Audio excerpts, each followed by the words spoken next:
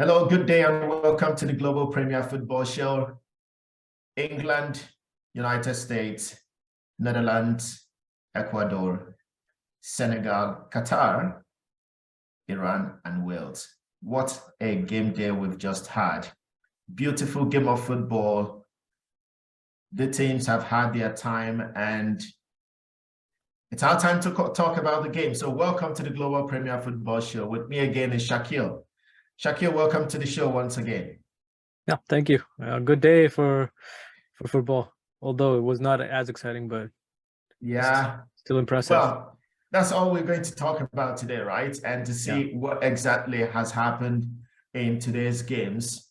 I mean, today was not exciting to watch football in terms of the displays from the teams. But we're just going to run down through the results of today's games. Yep. Wales played Iran in their second game, looking for a win to stand a chance to qualify, but they failed to do that. They lost 2-0 in a ridiculous fashion. Qatar and Senegal, as expected, was to win. I wasn't expecting Qatar to score, but here you go. They've got their first goal of the World Cup, and the game ended 3-1 in favor of Senegal.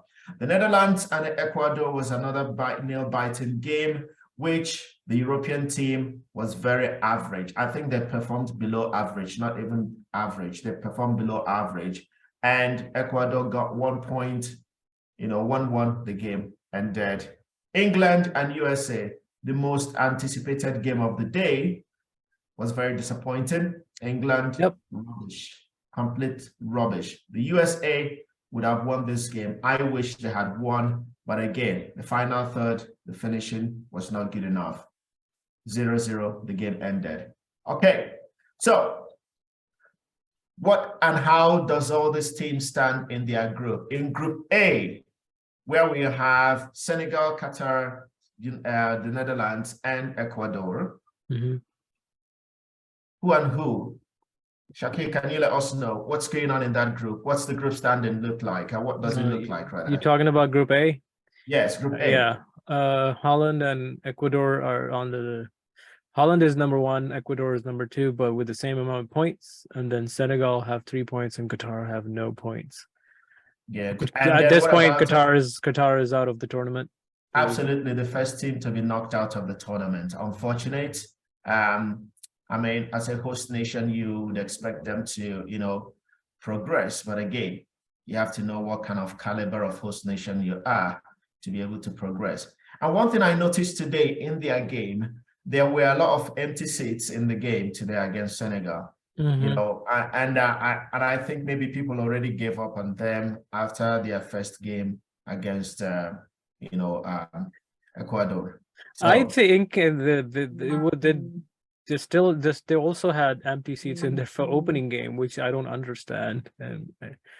But I guess it could be because they reserved seats for international visitors. I don't know, but yeah, the attendance was short.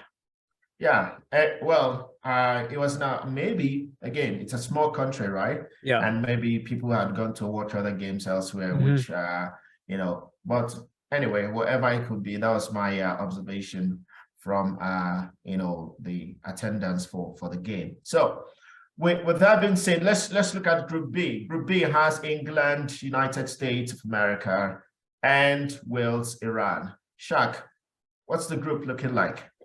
Group B is still wide open. England on top with 4 points. Iran surprisingly have 3 points. And then USA has 2 points and Wales have 1 point. So everyone can qualify. Who wins goes to the next level. It's the same situation that happened in Champions League.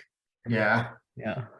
So let's dive into Group A first. Let's look at Senegal and Qatar. Yes, we expected Qatar to lose the game, but again, I don't know if you observe from my observation about the Senegal's performance.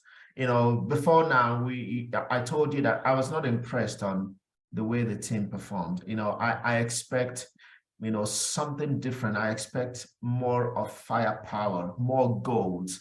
Yes, Qatar lost to Ecuador in the first game 2-0. And I was not expecting Senegal to concede, but in the manner and fashion in which they conceded, honestly, I am, and some of the chances that Qatar created, for me, it's a source of concern for Senegal's longevity in the game, in the tournament itself. What do you think? Yeah, the type of chances Qatar could make is very you can tell that the other team is allowing space for the players to take advantage of, and that's the most scariest part, is that you don't want to give up space. Even in the other Iran game today, you can clearly see there was a lot of space. Yes. So yeah, that's when when I look at that, I see the team is getting slower in the mine and taking it easy and thinking that Yes. it's gonna be all right. But these are the moments then everything can just flip. Exactly. And then, yeah. There was this save that Edward Mendy made today. That thing was a very, very good save. Yes. But again, the defense went to sleep. And as you just mentioned, if you're not closing down space, if you're giving the opposition, space to operate in, they will come to you. And that's one of my problems with Senegal, is that you don't see intensity, you don't see them running, closing down the space. Don't give the opposition space to operate. They're going to find it very, very hard against Ecuador, because Ecuador knows that they have not yet qualified and that anything can happen. So if they get a draw against Senegal and the Netherlands beats Qatar, which is expected, Senegal will be out. And this is not what anyone was expecting. Yeah, regards that Mane is not playing, regards that, Edward Mendy has not been the first choice keeper for Chelsea, at the beginning of the season. Let's take all of that aside. This is now the game, and you have 90 minutes to perform. So if you're not performing in 90 minutes and keeping the standard which is expected of you, you're going home in the first round. And that will be, again, a repetition of what happened in the last World Cup. So what type of preparation have they been having for the past 4 years after the last World Cup? Anyway. Yeah, I mean, some teams love to put themselves in a tough situation versus taking advantage of when they can. And it's gonna be hurtful. It is. I mean, it's a one-time tournament, right? If you don't, every game it should be like a finals for every team. Yeah, you have to be that mind. Yeah, you don't have to wait until second round or round of 16 and then the quarterfinals to step up your game, because you still have like 3-4 days to rest before you come back and play a game. So I don't understand what anyway, I don't want to mention this, but some teams have been very, very poor. Anyway, let's not dwell on Senegal and Qatar. Wales and Iran. No, the Netherlands and Ecuador. Ecuador took the game to the Netherlands today. They took the game to them. The Netherlands were below average, underperformed. What do you make of their performance? Yeah, I'm gonna give Canada credit and then say that Netherlands actually played similar to Belgium. Nope, nothing. I don't know what's going on. They play like Liverpool. What's going on? Like, especially in their defense, no communications, confusion, and just running like chicken and just following the other players, and like like Ecuador was almost bullying them. To that extent. And again, you see that the Netherlands physically, they had taller players, stronger, when you look at them, but the Ecuadorian team, maybe the 5'8", 5'9", they were really bullying the Dutch team. And I was wondering what's going on here. The Dutch could not even put up 2-3 passes together, take on one-on-ones, put balls in the box, take clear shots. Yes, they scored that first goal by Gakpo. But other than that, There was nothing else. There was nothing Yeah. else in the box for for the Netherlands. In the Ecuadorian box. Yeah. Ecuador could have won the game because one of their goals was offside. Yeah, exactly. So Netherlands didn't create a lot of chances in the game. I don't see them if they might go to the next stage, but I don't see them going to quarterfinals or semifinals. They're going to be knocked Yeah, out. I mean, again, they will be playing a team from the next group, which is Group B, where you have all those mediocre teams from England, and I mean, the US have performed better than England today. But if England comes first and the Netherlands comes second, then I don't know. I don't know what will happen. But any of those, there's no Group A and B team that will go to the that will go beyond the quarterfinals. Yeah, No, I don't see it. that brings us back to that discussion that European teams has been disappointing. Not every team, but the teams that you were expecting more from Yeah, has not performed well. exactly. I think the only outstanding European team right now has been France. Yes, only France I think it's only France and Spain. and Spain. Yeah, Yes, the any other rest, team had a hard time.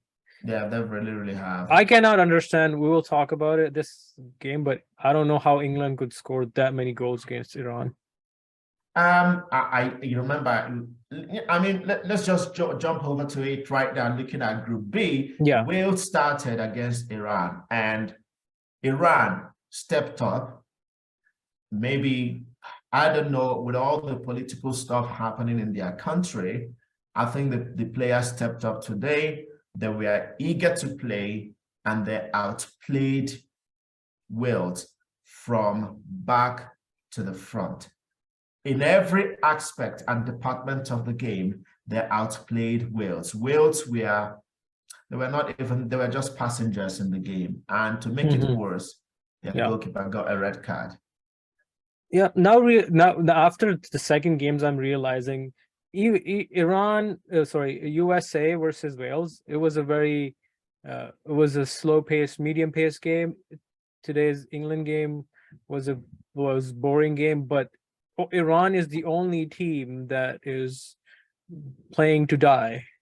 Yes. Every other team does not have that mentality. So coming back to Iran versus Wales, yes, they were composed, they were disciplined, and they were beautiful. They played a beautiful game in the last quarter of the game. Yes, yeah. They started they had a lot of attempts.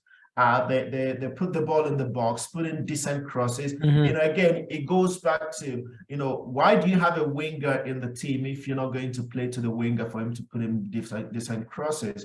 Because that is where Iran were operating. I think they were a much more better team. And I don't know what happened in the first game against the US, against England, which I think that if they had stepped up a little bit, I don't think England would have scored 6-0, 6-2, that number of goals. And England actually has the scoreline in the first game is just like an insurance for England, when goals will matter. And that's one of the good things about this tournament, that you must have to score goals, because at some point it might be what you need to get to the next round. And again, Iran was the underdog in the group by all. I don't think there's no media house that would tell you that Iran will be second in the group as it stands now. I don't think so. I'm sure they would have made England 1, US 2, and Wales 3, or some might even make US come number 3, and the US and Wales number 2. But again, you say Iran is second in the group, and that gives them a very, very big possibility. A draw would get them to the next round. Yeah. A draw will get them to the next round. Yeah, I hope we will talk about today's England versus USA, but Iran versus USA, Iran have a history with the political history with USA, so it's gonna be, and I know they're kind of a team and country. Again, the underdogs mentality. They will do anything to get the results. to get the result. Well, it's a game that everyone, once the draw was made, everyone, was looking out, and waiting for this day, or for the day that they're going to play this game. I remember the first time I saw Iran play the US was in France 98. It was a tug of war on the pitch. I mean, again, I think politics should stay away from football, but again, sometimes it's not possible because sometimes it's not possible. The administrators in the game are already the politicians, of either side. So, but we'll see how it goes. And this time is going to be a tougher one for both teams because any winner will qualify. The US have had 2 draws. So if they win against Iran, they'll qualify on 5 points. If Iran wins, Iran will qualify on 4 points. I don't see Wales beating England by 4-0, whereby Wales qualifies. But we'll have to see. You never know. A lot of things can happen in the game. So now back to England and the United States. The last game of today. Disappointing, boring. Yeah, disappointing, boring game. Yeah, it felt like waste of time, waste of 90 minutes. Yeah, 96 minutes, I guess. Yeah. No motivation to win the game from both sides. I think the USA had more clearer chances to score goals, and England, I had no idea what they were doing. I had no idea what their coach was doing. I have no idea what the players were playing, what the instruction was, whether the instruction was to get a draw. It was. He said in the interview at the end that he wanted a draw. He was playing safe. And hence they were trying to kill the game. Because in the first game versus Iran, that's what their strategy have been. They went all in and played really fast game, open game. I was talking to my friend, and my expectation was it's going to be a very open game, like Premier League Tottenham versus Leeds game. But now it was very opposite, boring game. USA tried really hard in the first half, but second half was really, like, I watched the highlights. It was like other highlights are like 10 minutes. This was 6 minutes, and the second half is only maybe a couple of minutes because literally nothing happened during the second half. I mean, from what you expect, from England as a team, that I think after this game, my first thought was, let's just switch the favorite team here for the tournament because everyone counts England as one of the favorites. But I think in today's game, I think USA should be the favorite ahead of England to win the tournament because of the way the US approached the game. They were more decisive. They put in more tackles. They closed down the opposition. They had more passes. Their goalkeeper even had a little time of fun when he dribbled out. It was like, are we playing FIFA here or something? With your gamepad, and then you dribble out with the goalkeeper. That was what the goalkeeper did. He dribbled out and then made a pass. And the English guys were just there watching. Again, I don't even know what to talk about in this game because tactically, England has nothing they had their coach or them it was just clueless, I would say.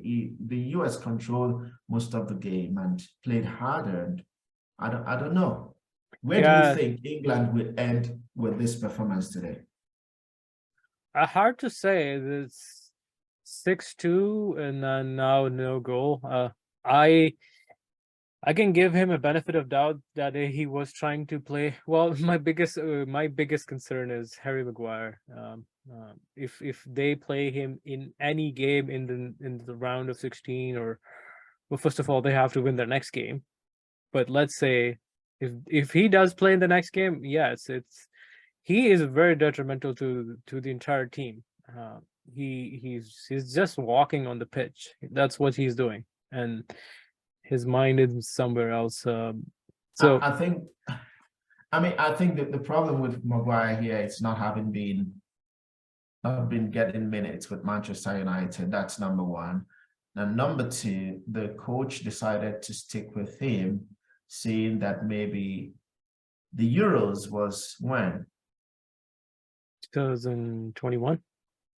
Okay, it was just Last last year, which Yeah. was they moved it from 2020, Mhm. right? Yeah. To last year. So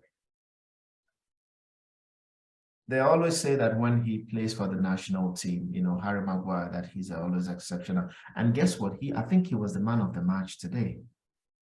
Was he? I cannot believe that. That's shame. Imagine now. That's how boring the game was. They gave him the match. I am telling you, I saw some stats, you know, that he was outstanding today. He did lots of clearances. He did completed more passes and all those stuff, you know, that come with winning a man of the match. And I think all because he was clearing the crosses from the Americans, you know, when they put corners in the box, you know, they had more corners than England, and he was just busy clearing them all out. I mean, if that's what gives him man of the match, that's fine. But again, it tells you that the team, there was a time England could not play out from the back. They were passing sideways until the crowd started jeering. And once the crowd started jeering at them, they played it long and they lost it. I said, what? Yeah. It's hard to believe. England squad has really good players. All of their players play in big clubs, like Newcastle, Manchester City, Arsenal. But I don't know what happens in the big competitions. They have no communication, or I think they just have this complex that they can just go in and win the game. Even in Beckham's time, it's been going on forever. It's a disease in their team. I don't know how they can. I think again, the coach went back on his words, right? He said, we are going to select players based on their performance. But he went back on his word, and then, I mean, based on their club performance. And again, they are not doing that. And that's why you have people like Harry Maguire on the team, you know, and so on and so forth. But again, before we go,